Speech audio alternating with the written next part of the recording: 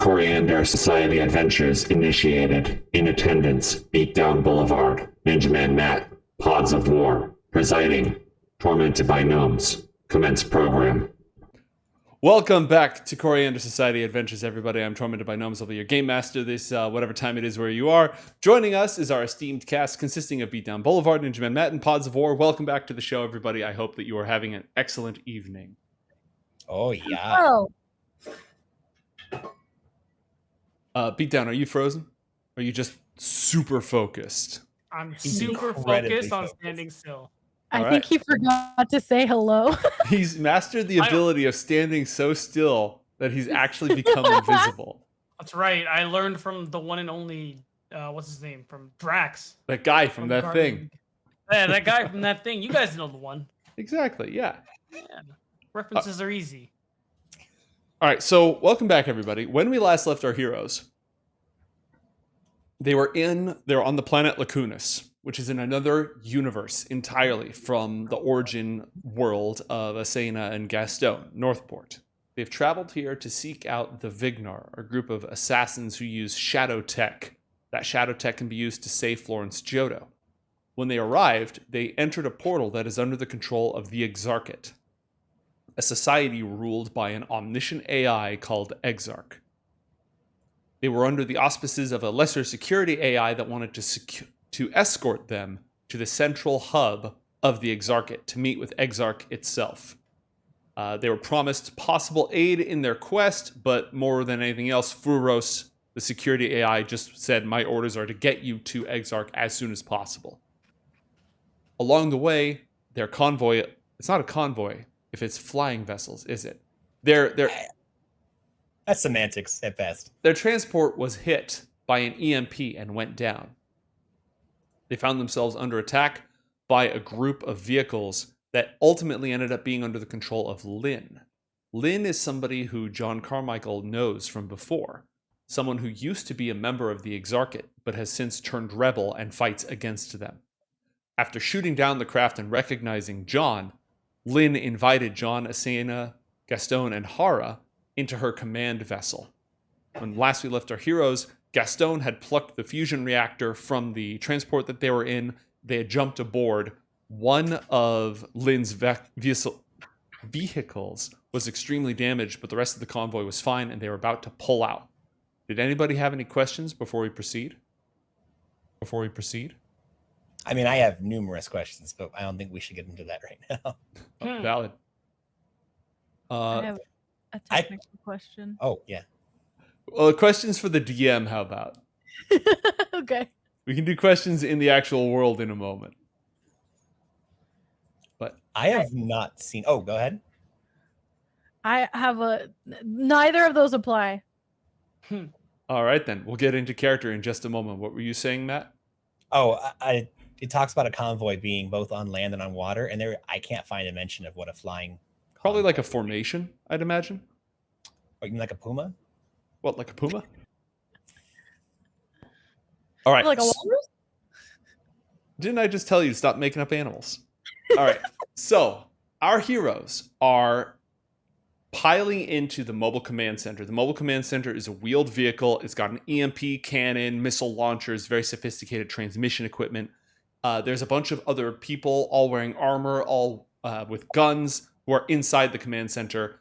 Is anybody doing anything aside from piling in?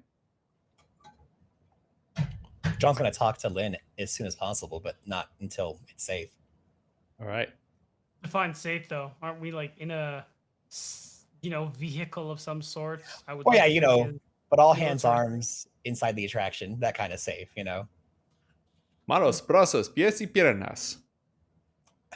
Al agua, the rivers of America. I don't get it. Oh, that's that Disneyland stuff we were talking about. Yeah, we both worked Ah. at Disneyland. We've got some of the safety spiels burned into our brains. All right, is Asena getting in the car? Santa will get in the car. All right, and Gaston?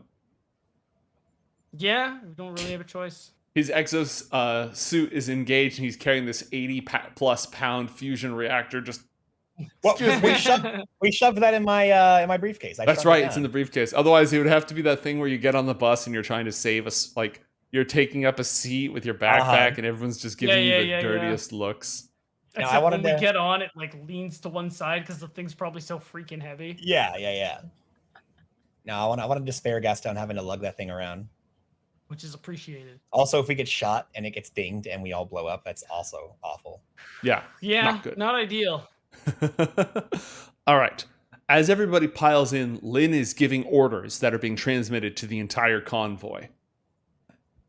Rip the black boxes if you have time, otherwise burn everything, salt the air, and let's get out of here. I want Unit 3 on a decoy route. Head northwest. Everyone else, rendezvous point.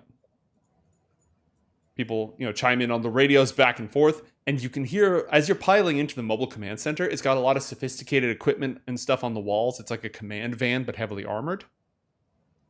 But it's hard to see out, aside from all the different transmission screens with red thingies heading towards green thingies. There's not a lot of viewports because those represent weak points. So it's hard for you to see what's going on, but you can hear vehicles like they slam the door shut as you climb in. Immediately, the atmosphere kind of changes with a hiss as the cabin pressurizes, and you can hear not only vehicles moving, but weapons firing. They're blowing up the wrecks of the EXARCH vehicles that went down.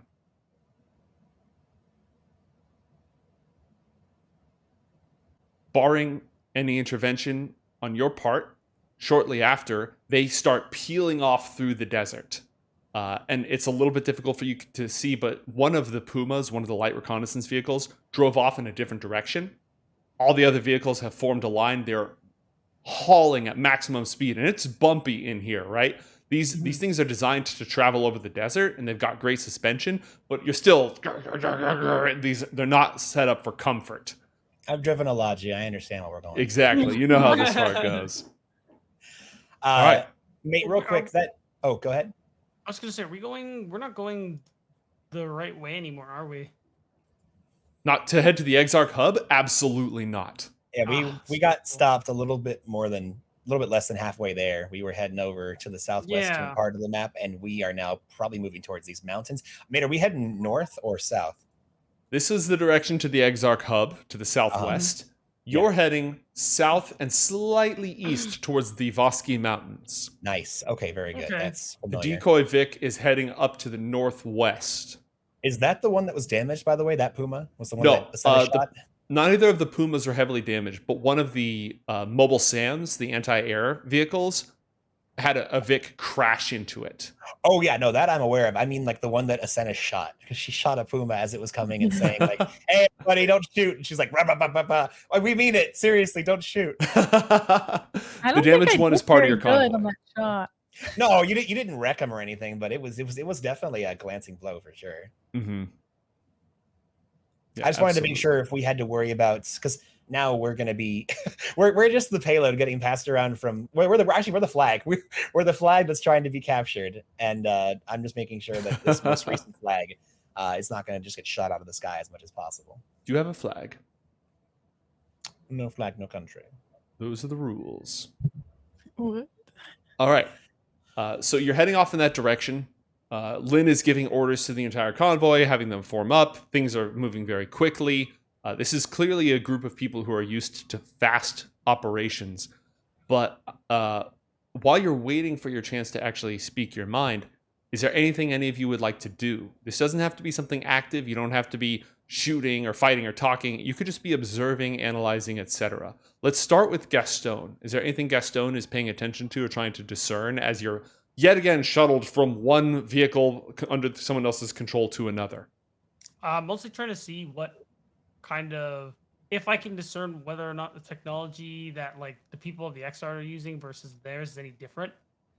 Okay. Like, are they some rogue splinter cell kind of scrapping things together, or are they a civilization in their own right? Okay. Give me a science check unless you have something else you want to justify.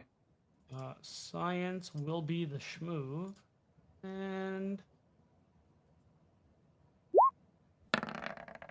22. Awesome.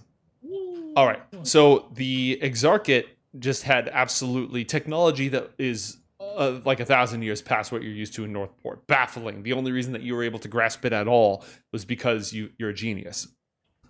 These folks, it's cobbled together, but from some really nice pieces. Again, you're still trying to calibrate yourself to the technology of this era. The Exarchate, everything was designed, streamlined, machine assembled, integrated.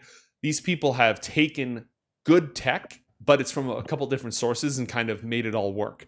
It's not a hashed out, desperate jury-rig job. These people are excellent field engineers who know what they're doing, but it's still a hodgepodge of different parts. Does that answer your question? Yes.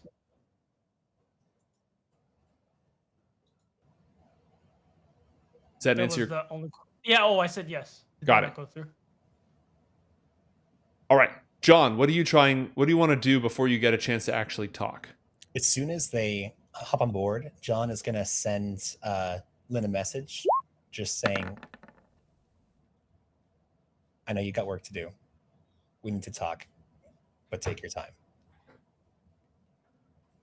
Give me like 2 minutes, all right? Just give me 2 minutes. Yeah, he's just letting her know, like, hey, I know you've got to orchestrate a lot of stuff right now. We're on standby, but don't make us wait too long. Roll an insight check, John. John's going to do that thing that you just asked with his brain and his eyes and his everything involved. Well, bam, 19. All right. The air is excitement. The air is holy shit. I can't believe this worked. They just cocaine tiger, didn't it work? They just pulled Operation Cocaine Tiger, except the enemy is on their way, right? So there's this mix of adrenaline and fear, but just nerve-wracking. We're on the cusp of pulling off something outrageous. And everybody's got that same when everyone's really, really hyped, but you're not out of danger yet. That's in the comms. That's just in the air. That's on Linn herself. Perfect. The whole convoy has that vibe. Speaking of Linn and the convoy, how are they looking? Not in regards to Gaston's question, because I'm aware of what the her group usually looks like. What I mean, though, is like since the last time I was here, which at this point was almost a year ago, obviously she's a little bit older, but does she have any visible scars or injuries? Is she changed her arms or her clothing at all, her weaponry? How does her convoy look overall? Does it look like it's been recently repaired from damage? Are these newer vehicles that they've been able to secure? How is the overall state of this platoon that she's with? Probably a little bit better off. Last time, her gear that you saw her with was more focused on speed and stealth. When you killed the prior Exarch, after being asked to, and had to evacuate Exarchate territory, she hooked you up with like hover speeders and just incredibly fast light craft, the goal of which was just to outrun and evade with some stealth focus. Yeah. This is a much heavier ground convoy. You didn't see her with these sorts of vehicles before. And how does she look in general? About the same? Different gear. Like some of her armor plates have been replaced. She's built a couple of new weapons. Her pulse rifle has a couple of new attachments on it. The thing is, though, she's got synthetic regenerating skin, so she doesn't really, scar. Yeah. And just to bring everyone up to speed on what Linn looks like, again, she's got black hair, kind of lots of it all over the place, except tied back for operations. Her skin, just beneath the surface, has this blue hex pattern that you can see that runs through every single inch. It's a little less visible in the face, but it's present everywhere. She's got multiple cybernetic enhancements and attachments, including, most of it is like internal to her head. But you can see little bits and pieces of wiring and framing about her body.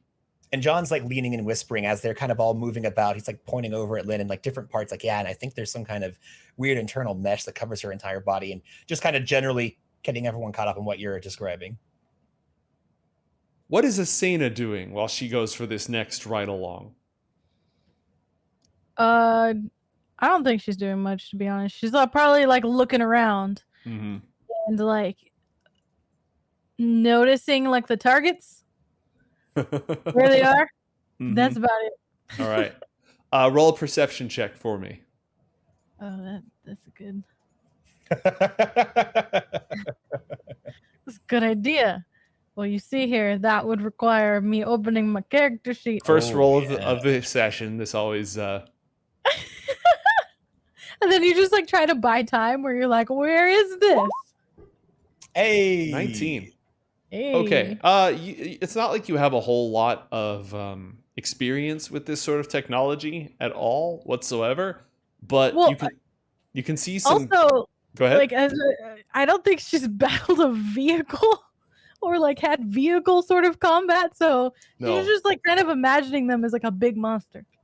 God, you're just gonna start beating up cars now. I mean, she's been in cars before. It's not like you haven't seen a car. Yeah, but not like fighting a car. This is a fight No. car. This is This a is a fight fight car. car. This Oh, she hasn't I got see. punches. She hasn't been to the Omelon Warfront. You know, she hasn't seen the tanks and stuff going on over there, or the bombers. Does this look? No, it doesn't. The only thing that's similar is like the car that the general was in, but actually, I think he was just in a black car. It was just Yeah, it was just in a really nice black car. This Yeah, thing is, several meters long. It's covered in armor. It's bristling with guns. It's gnarly. I feel like Asena should have less of a culture shock than Gaston would, because like she grew up in the forest and she saw cars for like a little while back in Northport, and now she sees more cars in the future and they look different. But I mean, I feel like all tech is just tech to her. Yeah. Oh, it's all the same. Yeah. So it's like whatever. Its vehicles are weird, but Yeah. Gaston is like, the technology here is mind-boggling. She's like, cars are cars. Whatever. That's a hover vehicle. Yeah, it's got a window. It's fine. Whatever. This car has a gun. This is a really big angry car. All right. So after a few minutes, they fire off multiple EMP warheads into the air to create dead zones. They're trying to create sort of a sensor umbrella to cover their tracks.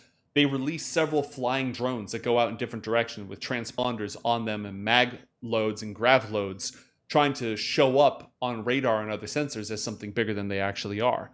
They're scattering their tracks as best they can and hauling at maximum speed to the south to get away from the Exarchate.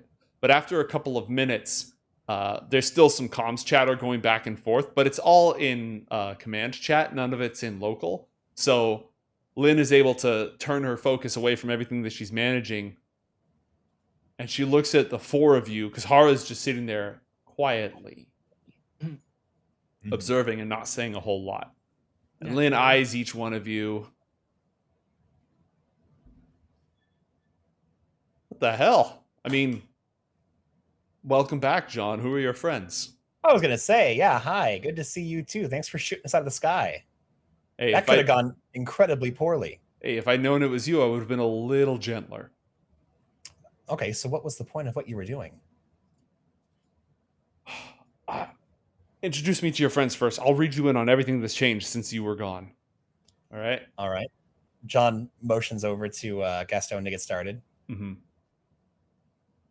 Oh yeah, I'm Gaston, who really wants to know why you are randomly shooting ships out of the sky. Nice to meet you. I'm Linn. I'll get to that.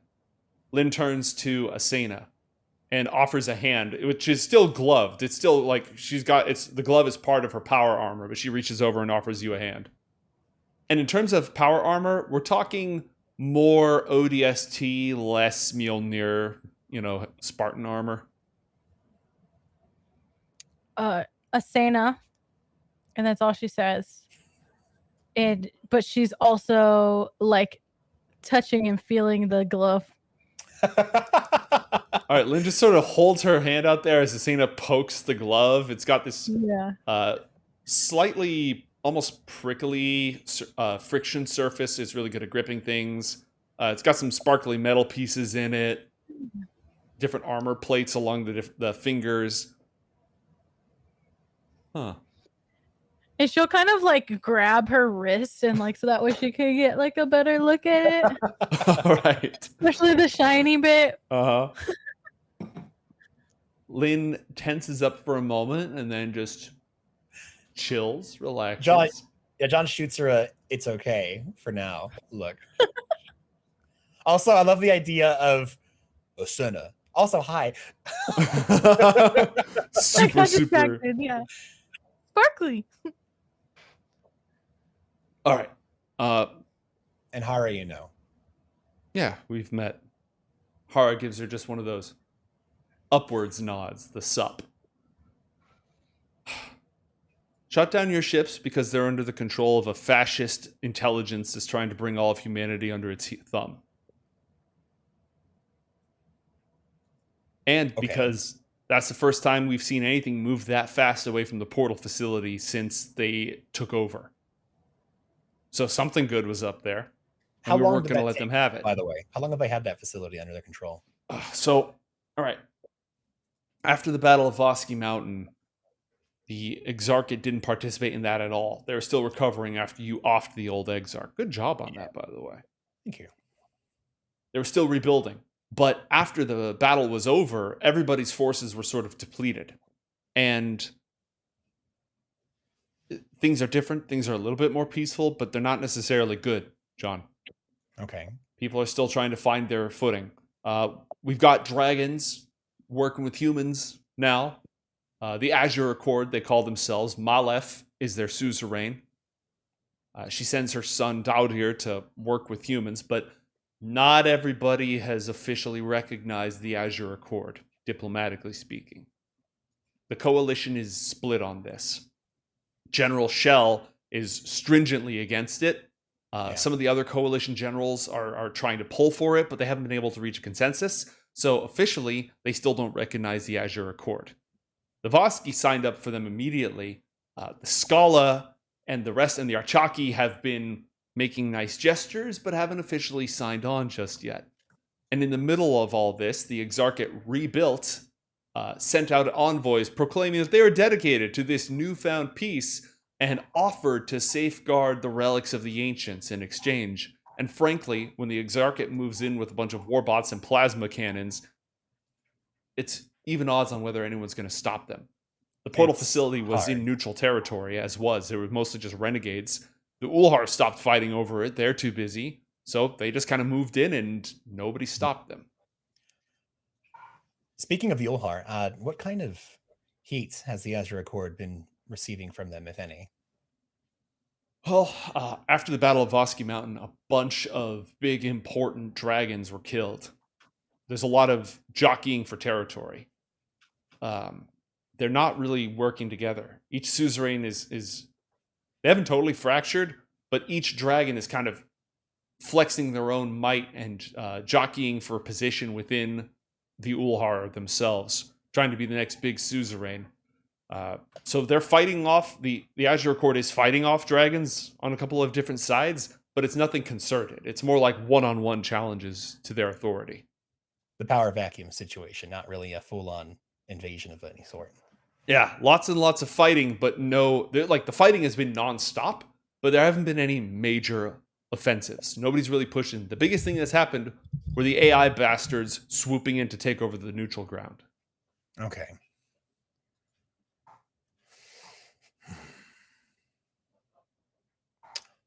Well, Linn, we're here because we are... God, this is going to be awkward. How much do you know about what happened prior to Vosky Mountain in regards to what I was doing? Well, Matt, as the DM, how much did you tell Linn when she was bailing you out from killing the Exarch? I can only assume as much as she needed to know at that point. We weren't exactly the closest. Mm-hmm. You know, we were allies, but we weren't like friendly. All right. So unless her sister told her, but they're not on the best of terms. No, they're not on the best of terms. John just gives her a very quick little summary of why they're here. Give the DM a real quick summary of why you're here. He touches on very brief points. He's been other places since he's been here. In his most recent adventure, he met with Gaston and Asena, and there is a child who is in a very bad way, and we need to get our hands on some tech from this world to save her. And then he brings up the Vignar and wonders how much she knows about them, if anything. The Vignar. They're the ones who cooked up that nasty little bug that took down the last Exarch, aren't they? Correct. They had those tech mages. Mm-hmm. Yeah, I've heard of them. Have you heard of them recently? No, they've gone dark. Well, more so than usual. Yeah, that was my fault. We're trying to track them down. Listen, She's I visibly know. excited by the idea of trying to track them down. Listen, Linn, I don't know what you've gotten yourself entangled with recently, but it looks like you're still up to taking down the Primarch, as it were. Uh, as long as you can help us, I'm down to help you. But I know that you're pretty focused on what you're doing. I don't know how distracted you're going to allow yourself to be. Kidding me? Okay. Something that could kill a god AI? Yeah, I'll go find those people who cooked that up. Sure, not a problem. Okay. Where are we headed right now? Right now, we're just going to a safe house outside of their sensor territory. We have spent every single day of the last several months just mapping out and testing their sensors, hoping that we could pull off a job like this. Had no idea what we were going to get out of it. Gestures at the the four of you, but it looks like it was worth it already. No, we've got a sensor shadow if we can just get to the Vosky Mountains safely. How far are we away from this base of yours?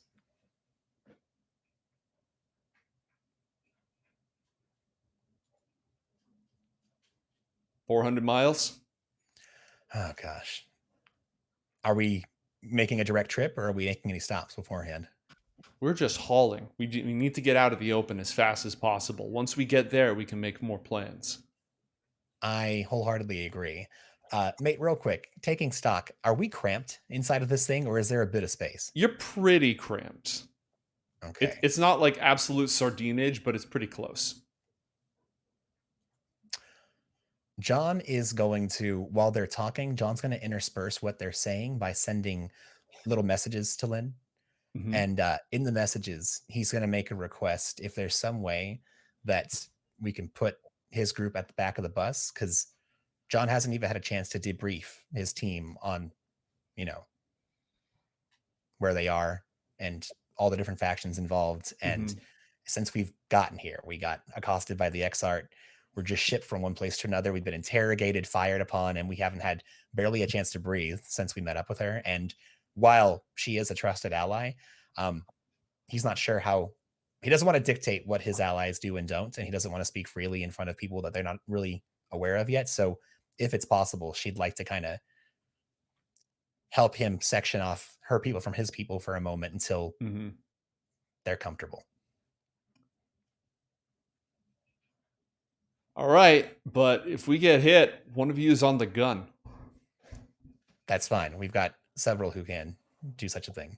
All right. I want to be on the gun. She wants to be on the gun. This is a private comm, by the way. How'd you get in here? I just heard you say gun.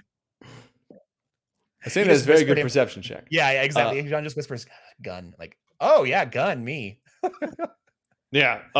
Linn is going to make it clear. Look, you've done right by me before. I'm going to extend this trust to you. And,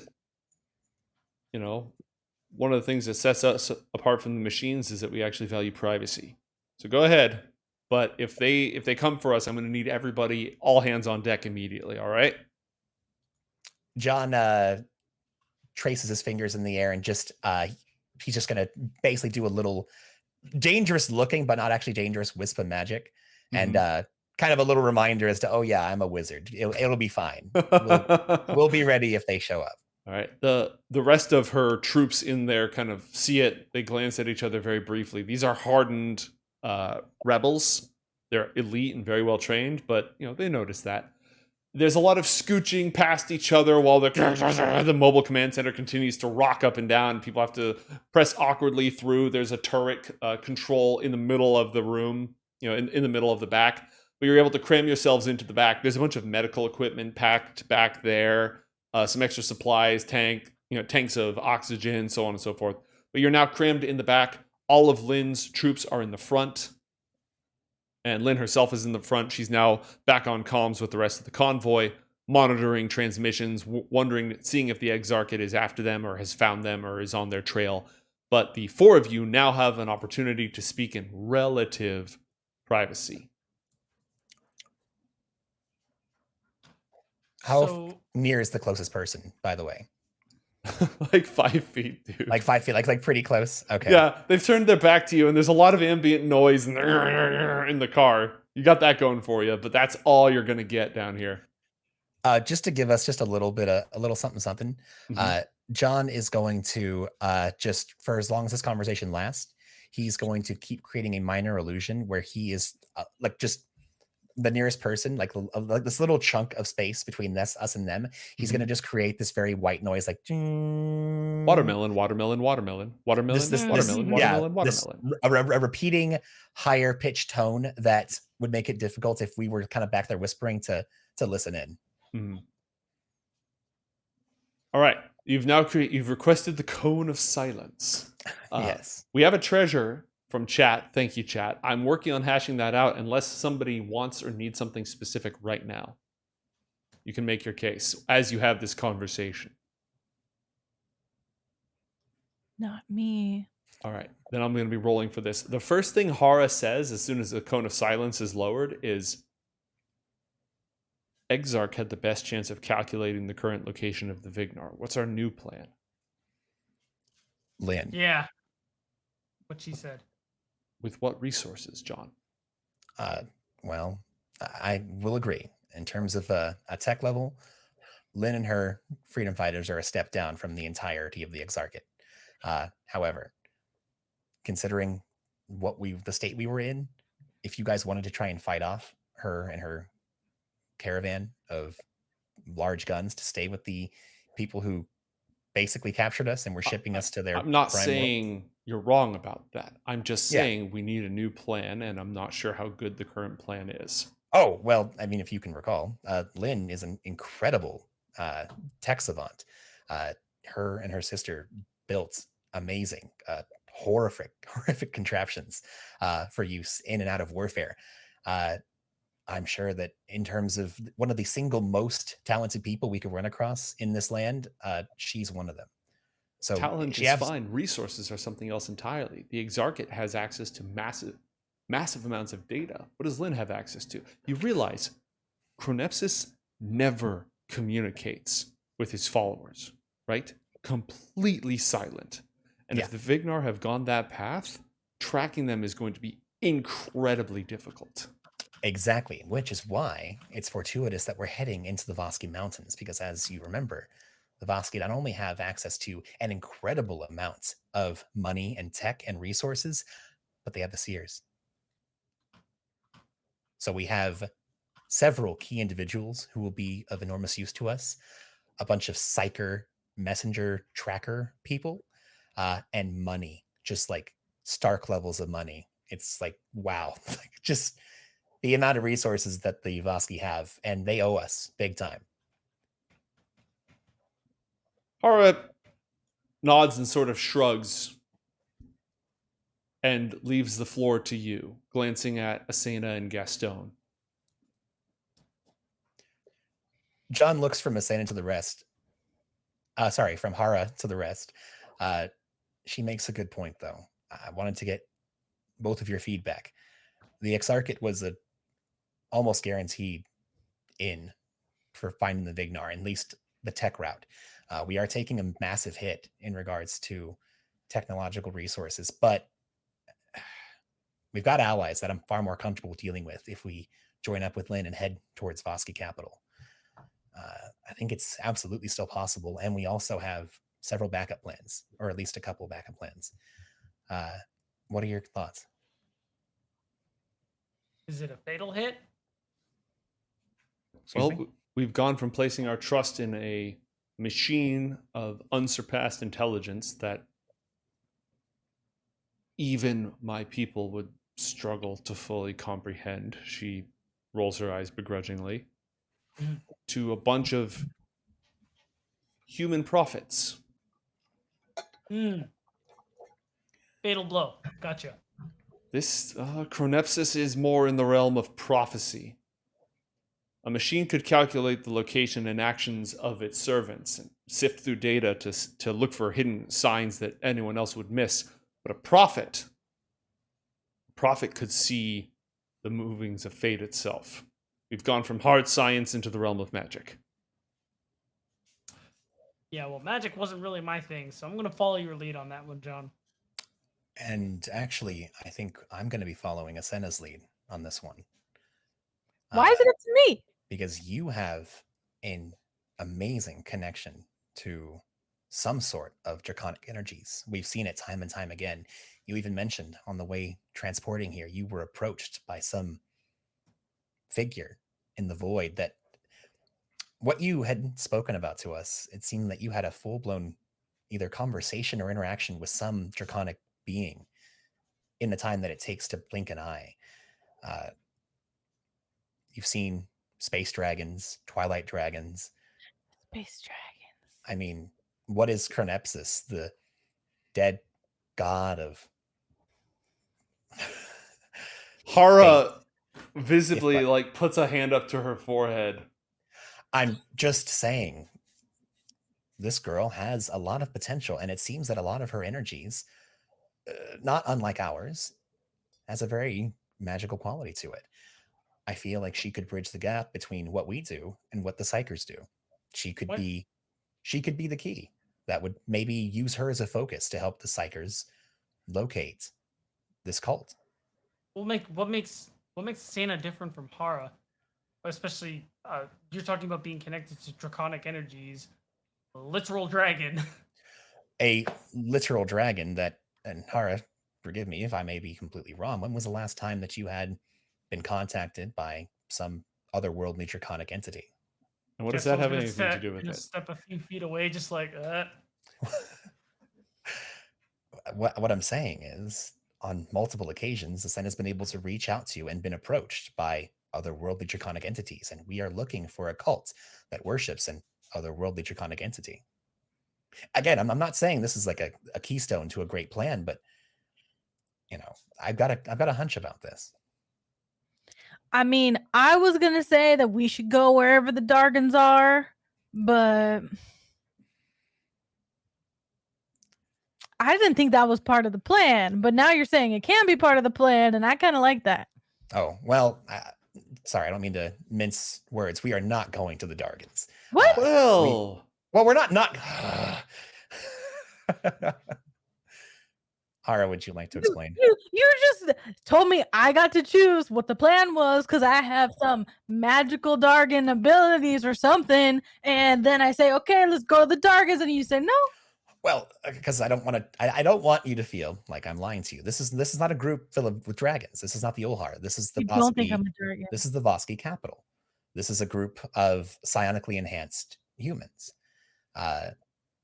Much could have changed, though. They are allied with the Azure Accord, which is a group of blue dragons. So there absolutely could be some connection there. for clarity, Hara leans forward with her glasses and her like librarian hair and just in full educator headmistress Hara mode. The Ulhar are a coalition of Darastrix Ulhar, blue dragons, who invaded this world to escape the ruins of their homeworld 10,000 years ago, whose goal is to drive humanity into a lesser role in order to enrich their own hordes and prowess.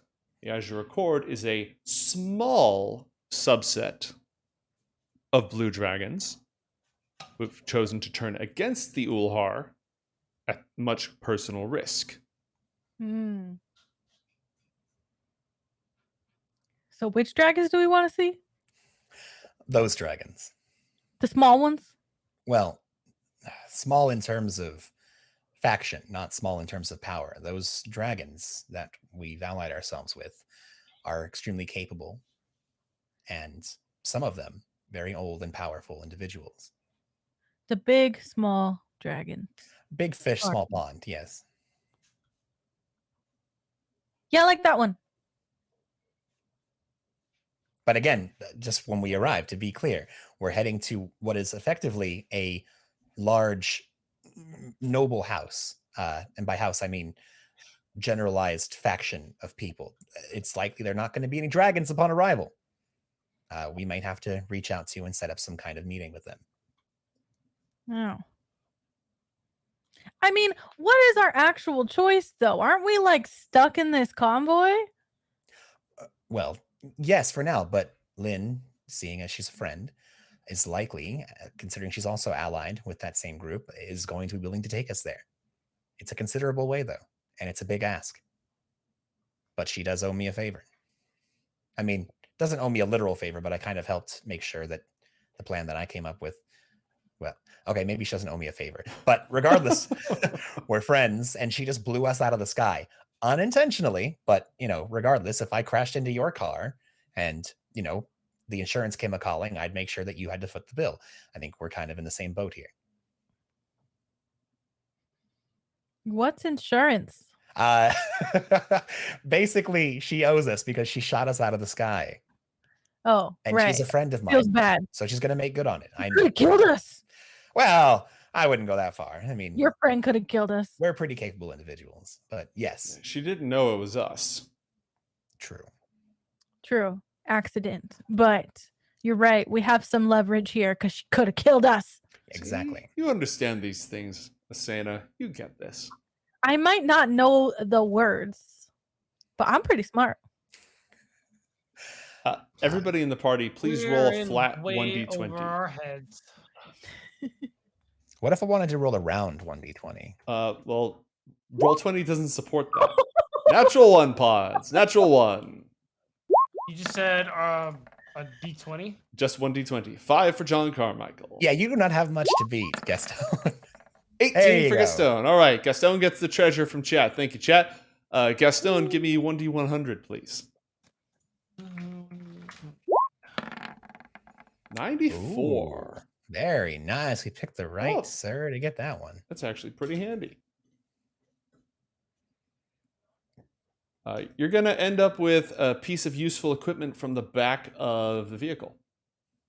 Water. Interesting. Yeah, it's a greenish film. It's sort of stuck between two pieces of cellophane, kind of like a fruit snack. But it is not a fruit snack. Do not eat that. If Asana had discovered it, it probably would be treated as a fruit snack. Roll a science check for me. It's like a little disposable thing.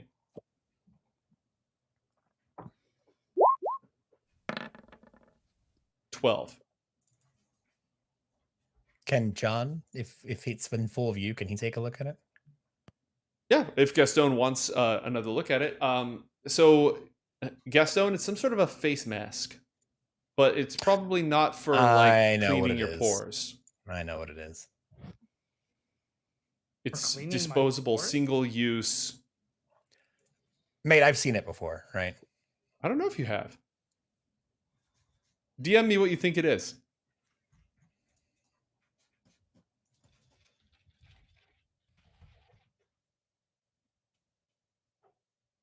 You also suspect, Gaston, that it is water activated. Huh. And we'll say that you found 4 of them. A little 4-pack. They haven't been used. Like, they're still in their emergency. It's part of an emergency kit. And they've been wrapped up like that. And I'd say they're not so much fruit snack packed as they're like bandage packed. You know, when you have that like splittable package for a bandage. We'll say that you found 4 of them, and they're not expired, but they're close to it. They haven't been used. They haven't been needed in a very long time. And what are these for? They're for clearing your face? They are not for clearing your face. Oh. They What- go. Yes, You know sir. they go over Can I your have a face, look at and you that? know they're water activated, but you don't know what it is that they do. I You're in a see. moving truck. You're being bounced around. You could pass it over to John for another check, or you could wait until you have better conditions, access to your equipment, so on and so forth. Let's say water activated film thing. That is what it shall be dubbed. While you're going through this, you know it's like you're sitting in the airplane. There's nothing to do except look at the safety card and listen to people talk. Hara says, essentially, our choices are: find a way to go to the big city in the mountain, where the psychic prophets can maybe tell us where to find the Vignar. Figure out some way out of our current situation, reunite with the Exarchate, ask their supercomputer to calculate for us the location of the Vignar. Go to the dragons, likely the Azure Accord, in the hopes that for some reason they can help us find the Vignar. Does that make sense to everybody? Yeah. So basically, the reason why, and the whole time, The reason why I wanted to set this up is that Hara and I have not had enough time since we arrived here to debrief you on this world and everything about it. I don't think we really have a lot of time now because we're probably wearing out our secret convo welcome. But effectively, now that you're up to date, at least as much as you can be at this point, I just wanted to make sure that you guys are okay with us proceeding with this next leg of our plan. Yeah, I mean, can't stand still, so. No, not with a ever expanding, not murderous, but definitely all subjugating AI chasing us. No. I'm gonna go with murderous. Give me murderous vibes. You could have had that conversation with Exarch. The two of you would have gotten along swimmingly, John.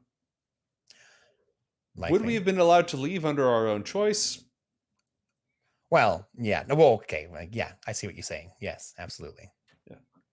I mean, you guys could have bought me a minute. I would have gotten us out of there.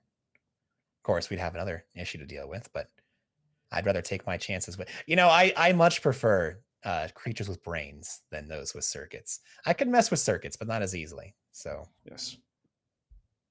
Yeah, you didn't like that guy very much anyway. I do not like. Yes, I didn't like it very much. John's not used to conversations with being stronger than him that he can't manipulate.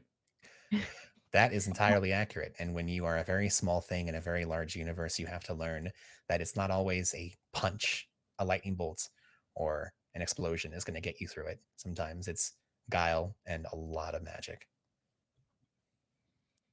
So we're going to choose the people that are easier to manipulate and also easier to punch. We are You don't want to say that? You don't want to say it? Just yes, but please never say that out loud again. Hara's like, what? What's the problem? It makes perfect sense to me. No, see, Hara, I know you understand, and I know we all understand, but she's going to say it randomly at a very inopportune moment. And as punchable as these people obviously are we really trying to fight everybody on this godforsaken planet? No, that's we're going to a place filled with friends. Yes. They are. To solve our problems pretty easy. Not on that scale. We have not tried that scale, and I am not looking to. Punching thugs in a back alley is one thing. Punching military people is a planet full of military people. Yes. I'd like to see Asana punch a tank. Oh, I'd love to see Asana punch a tank. Look, we're getting off track here with our wishes and wants and desires. What it boils down to is we are heading to a faction of friends, and despite the fact that they are or are not punchable or manipulatable, they're willing to help us, or at least hopefully they will be. And that's our first step, and we'll go from there. Is everyone okay with that? Does anyone have any preference between dragons, psychic prophets, and godlike machine intelligences?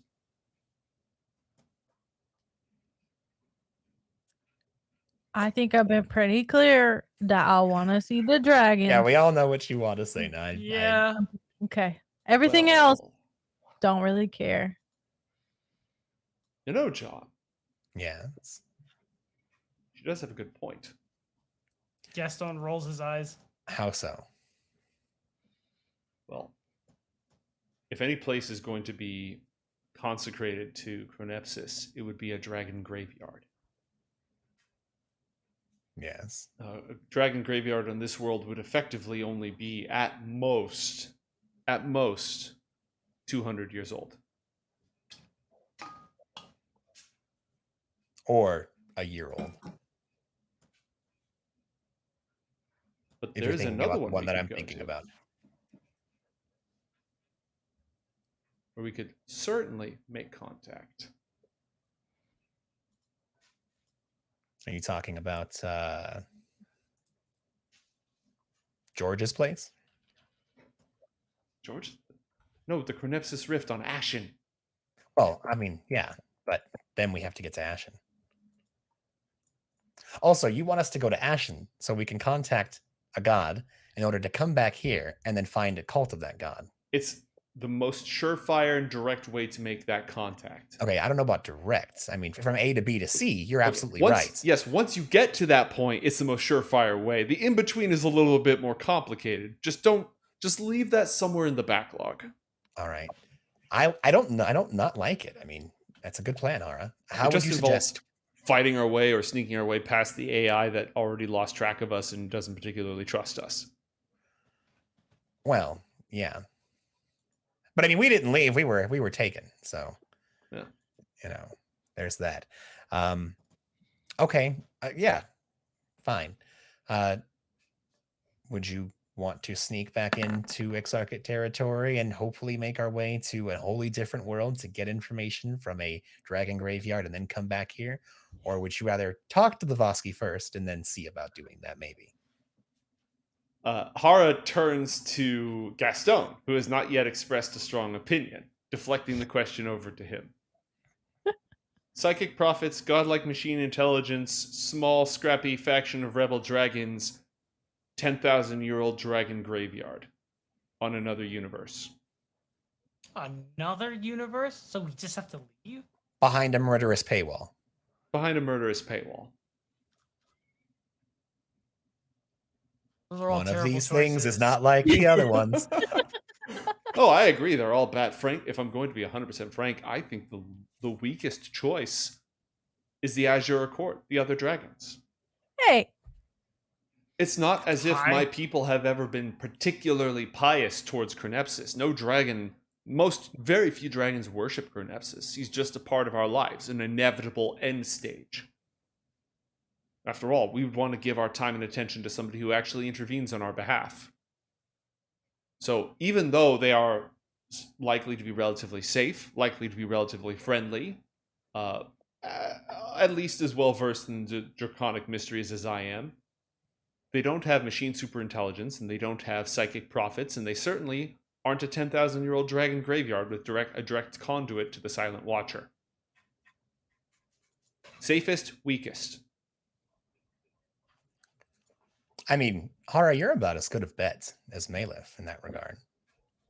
Perhaps when we arrive to the Vosky capital, if we're all okay going there, maybe you could sit and help maybe guide Hara through that thing that she does randomly sometimes. That's a possibility. Hit people? No, the dragon thing. It is something she does randomly, but frequently, not at times. Yes. Mm. well, it happened when we were jumping universes. Some sort of an astral interference. It also happened Yeah. in your dream, didn't it? It happened when there was that string, and then I bit it. Remember? And then Rousey Poo was like, I hurt. Yes. But Yeah. didn't it also happen when you made a particular choice when you were in that dream state during the crash? You climbed in the box. In the box. Yes. When Gaston was gonna mess with those tablets. Too. There was Yes. that one. There was also Never that. happened.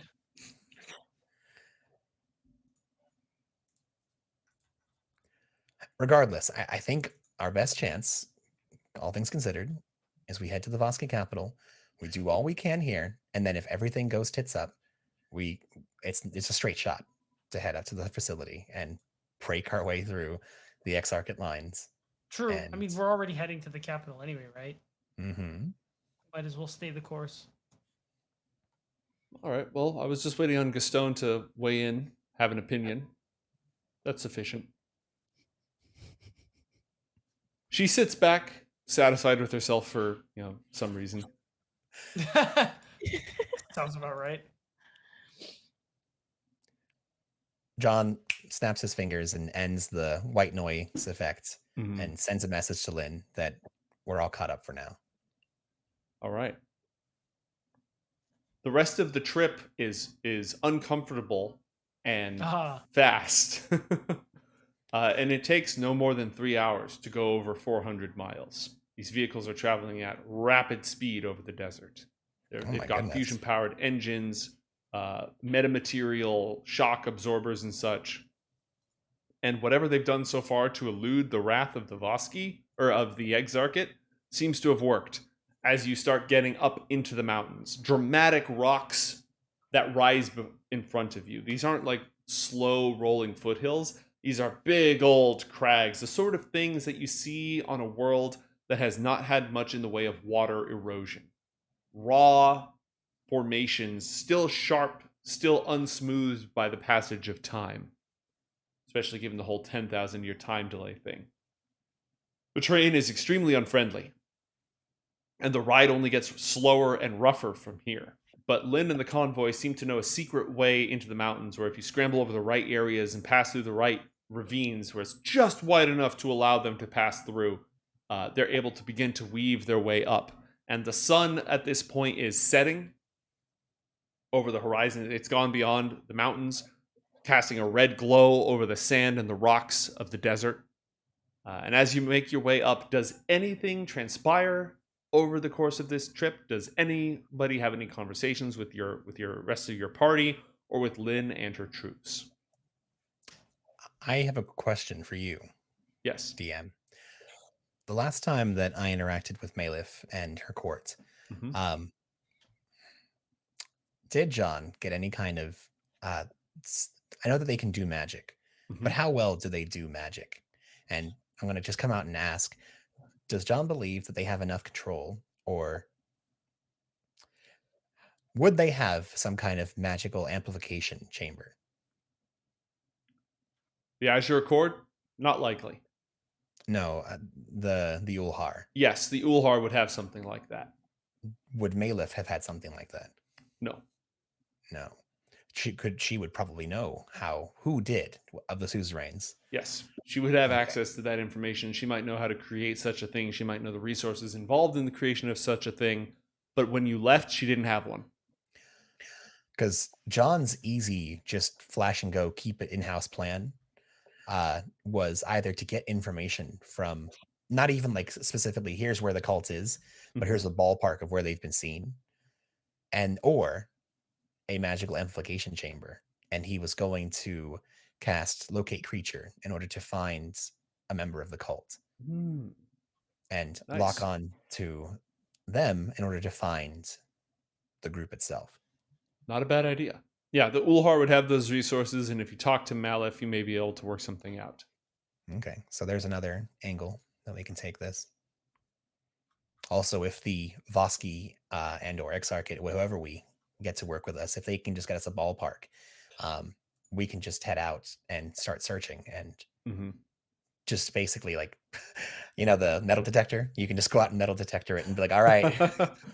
Well, you and Gaston are both also accomplished investigators. Now, the DC on this would be incredibly high, but if you have time in an urban environment, you could hit the streets and start looking for clues. It would not be likely, oh yeah, I totally saw those guys over there. They'd be very small, subtle clues, but you would have a chance at least if you can just spend some time there. How would Gaston and Asena pass the time writing in this? They've only been in this world for a few hours. Yeah, a lot of time is just going to be spent trying to, trying to like just literally look at because the cacophony of parts that kind of make this machine, the machine that it is, just kind of like observe and try to see whatever he can understand from just looking at the technology. And at some point, he's probably going to ask an engineer about something specific. Like, hey, what does this do? Hey, what is that? What is this? You immediately get the gloved block, do not press that button treatment right off the bat. I see. But as you start to go up the mountain, Linn will actually make her way over, swap seats with somebody else who takes her spot. And she's a little more willing to talk with you about the tech and what's going on in there. It takes her a while to sort of figure out what your level of understanding is so that she can, what's this? Oh, this is it's a circuit. It's a whatever. A what? Okay. And then she's like, down a level, down a level. Now, your understanding, again, is highly sophisticated for 1930s tech. It goes into the super science to a degree. But there's still, she has to like figure out at what point does she need to dial things back a little bit. Like they don't have circuit boards where you come from. They have vacuum tubes, and that's sci-fi. But she's definitely willing to talk with you a little bit about things. She's highly knowledgeable. Okay, cool. I'm not really sure like where I'd like start with the questions. Like, Mhm. would she basically give me like a super like elementary school understanding of how things work here? Yeah, and you're playing a character who's a super advanced engineer. You don't have to be a super advanced engineer yourself to play that character, so we can fill in the lines as we need to. Very But cool, because I'm certainly not a super advanced engineer. but yeah, so she'll sort of start to walk you through things and Okay. roll an insight check and a science check. Inside. 12 on science, or 20 on insight, 21 on science. All right, nice. As you're talking with Linn almost reminds you in some ways of the interactions that the team had with Fruros, the security AI. It's not like overwhelmingly present, but it's a subtext in the way that she answers questions and rattles off information and even predicts what your next question is going to be. Her mind is organized as well as a computer or a machine is. Interesting. And you suspect it may not be 100% organic. So like, is it? Because I remember John pointing out that like we can visibly see that she has some kind of circuitry as like part of her. Because I remember hearing something sticking out of like her head, for example. Mm-hmm. Like pieces of metal sort of on her temples, lining up around her on either side. Not Frankenstein bolts, but just almost like circuitry tracing. You've got the hex pattern just underneath her skin that's this visible blue, almost like blue veins, but too perfectly organized to be, a biological pattern. Okay, then I'm gonna directly ask her, "What are you?"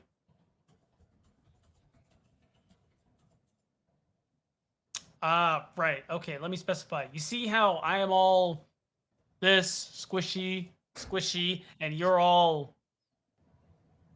She Not? grabs at the exosuit that you're wearing, like the outer frame. She's like, "Yeah, you're just a couple steps away from this being under your skin, friend." Like that's Oh, okay. that's So the it's kind of like upgraded. that. Yeah, it just you're working with an external model. It'll be more efficient once it's an integrated model. That's all. Not And that like this is Gaston never considered putting this inside his body. Like, what? not that this is bad work, but I can tell you're not from around here. Whatever place you're from hasn't even developed fission. Huh? Or do you want to talk about fission right now? There's a lot of ground to cover. I don't know. Don't we have time? Yeah, assuming that fascist robots don't come from the sky to blow us into hell. Yeah, sure, we have time. EMP bombs are good for that, right? What was that? EMP bombs are good for that, right? Yeah. And actually, your character would understand the basic precepts of fission, just because nobody's done controlled fission yet. I think that in the 1930s, the concept would have been, especially in a super scientist like yourself, in your vernacular. No one's developed nuclear weapons in Northport, as far as you know, but the science is in upper echelons. Okay. Sorry, my cat just climbed into a paper bag. That tracks. Yeah, that tracks. So, Pixar, it didn't happen.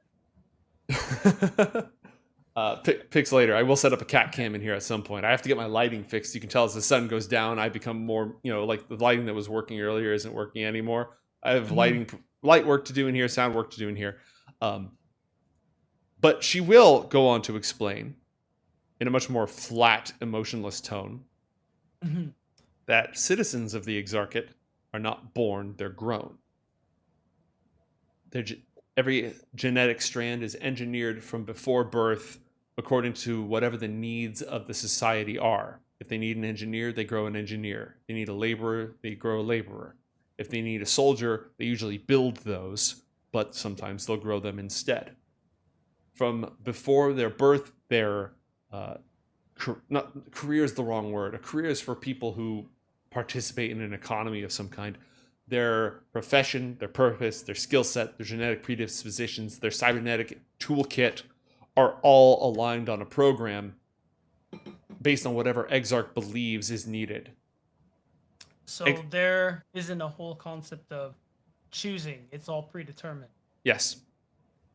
There's some choice. It's not like every single action of your day is taken away from you.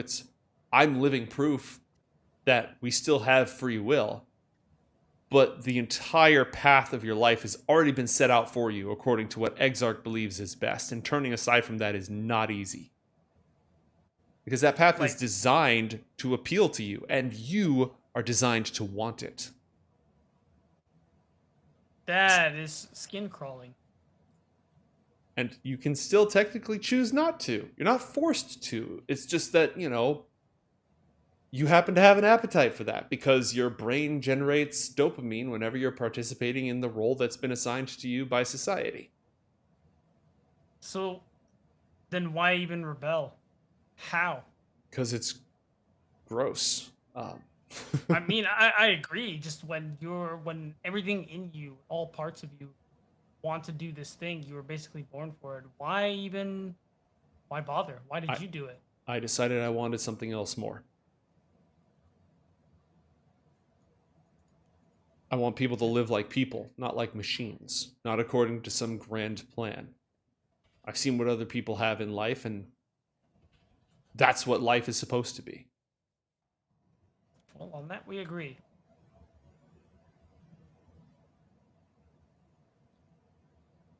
Is that what this whole crew gestures to the whole vehicle is all about? Yeah. Most of us are former Exarchate, grown to be field engineers, soldiers, whatever else you'll have. We've got some renegades who've joined us, people their entire homelands decided to join the Exarchate and go under Exarchate management just to survive, and they didn't want to. You see, that's the thing about Exarch. It doesn't conquer people. Everything it does is for our good, is for our protection. So it doesn't conquer settlements, it invites them to join its program. And it doesn't move in and rewire everybody. It just sort of absorbs them and comes up with a generational plan to integrate them into society a couple of generations down the line. And, suddenly people are safe from renegades attacking their homesteads and from the Ulhar running in to pillage them and conquer their lands. They don't have to worry about it anymore because Exarch warbots are patrolling the perimeter. And suddenly their food needs are taken care of because Exarch calculates exactly how to supply everybody there and ensure that the water doesn't run out and that everyone has food and shelter. And suddenly their lives are upgraded, and nobody really cares or notices the fact that they don't get to make any choices anymore because at least they're not being dragged behind war vehicles through the desert for miles.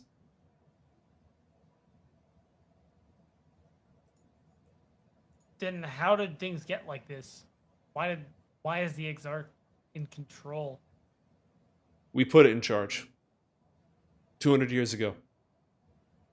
This whole planet, she looks out one of the very few windows. It was just supposed to be a research colony.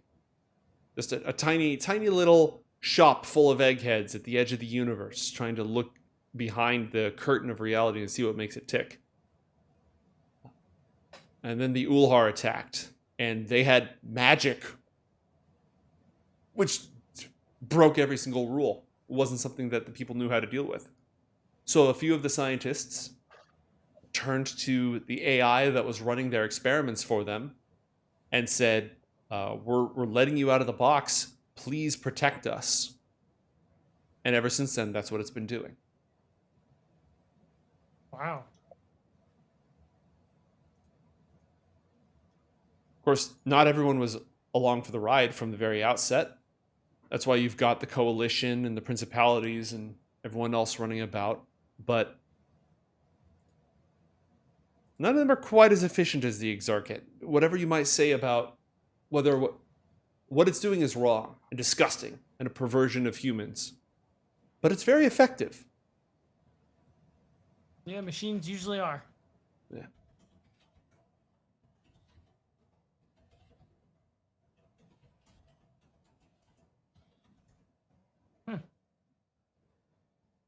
Wait, so then is your goal to just topple the system, destroy EXARCH?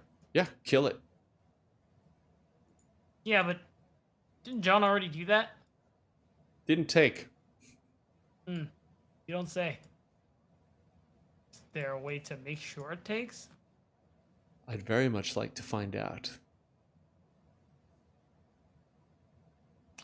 These Vignar that you're chasing, I never knew too much about them. They were a cult. A cult amongst dragons, right? They had their human followers, sure, but you've got this group of totalitarian, egotistic, giant flying lizards. Hara shifts uncomfortably in her chair, looking down her nose at Linn at this. And then some of them decided that just killing people was all that they were about. But you know what the Vignar had? They had the best stealth technology. They had the best assassins. And they were the first dragons to figure out how to mix that magic crap they brought with them with technology. That was what made them so scary. That's what made them so effective. That's what killed the last Exarch. Just looks over at John. Yes. Nothing. It's just gonna stare. Well, those are all the questions I can think of, at least right now.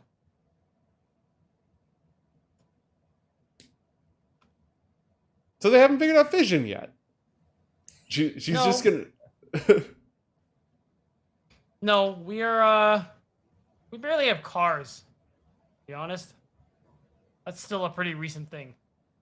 That's an understatement, Gaston.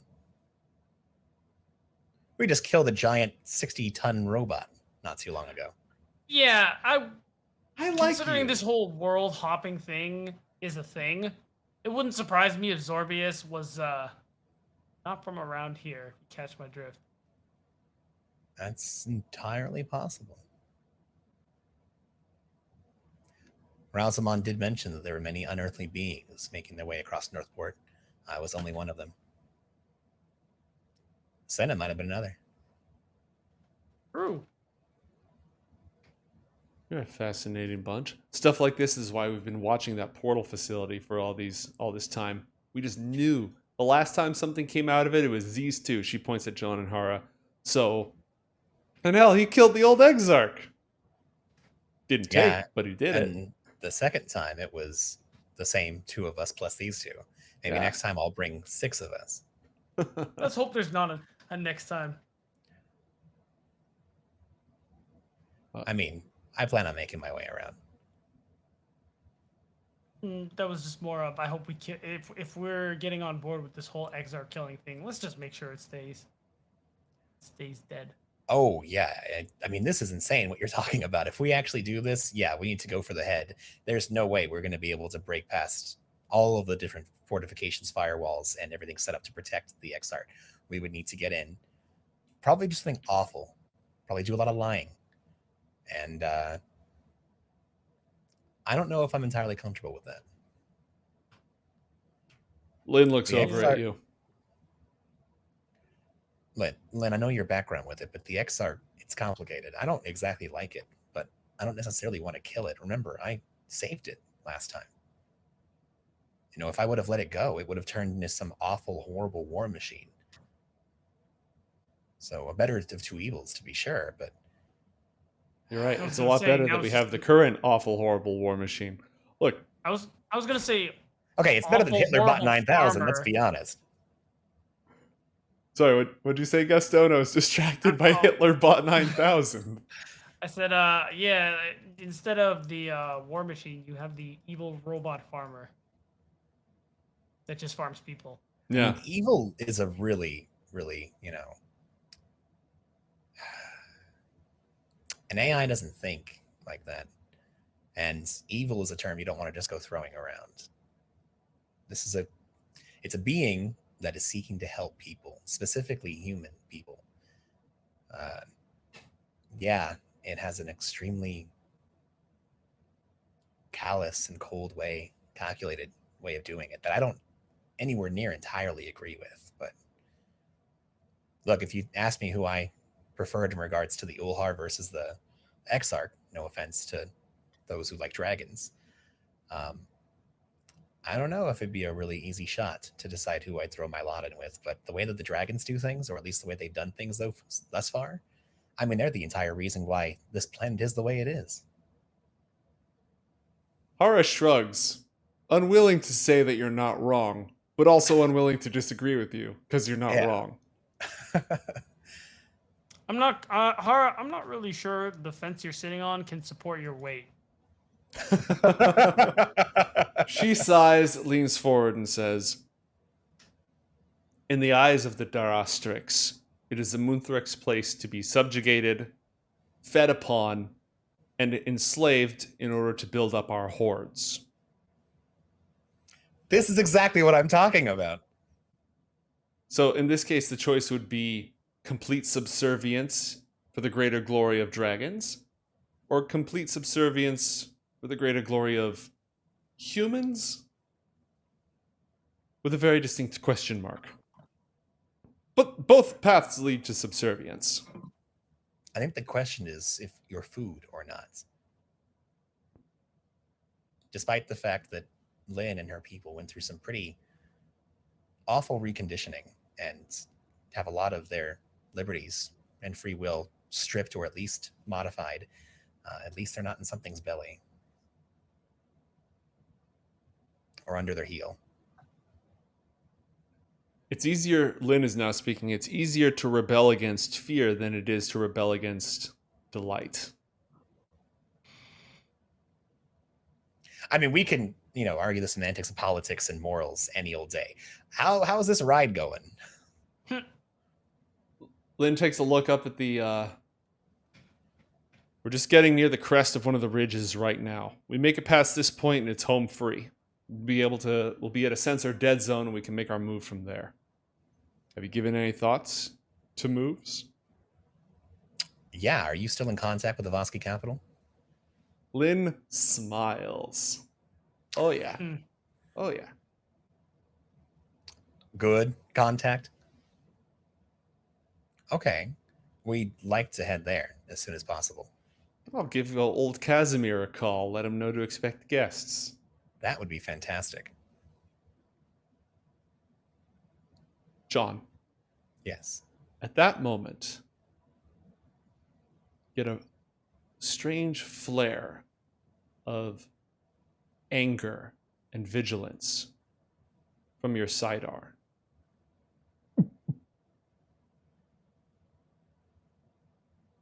I reach into my coat and put my hand on it.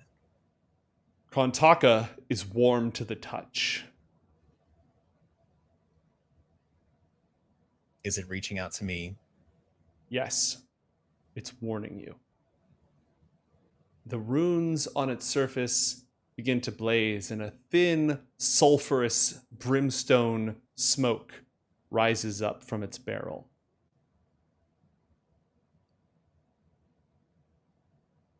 I look around. Linn, is there a way that I can look outside for a moment? Yeah. She pulls up one of the monitors, and there's just desert. Let me see if I can illustrate something here for you.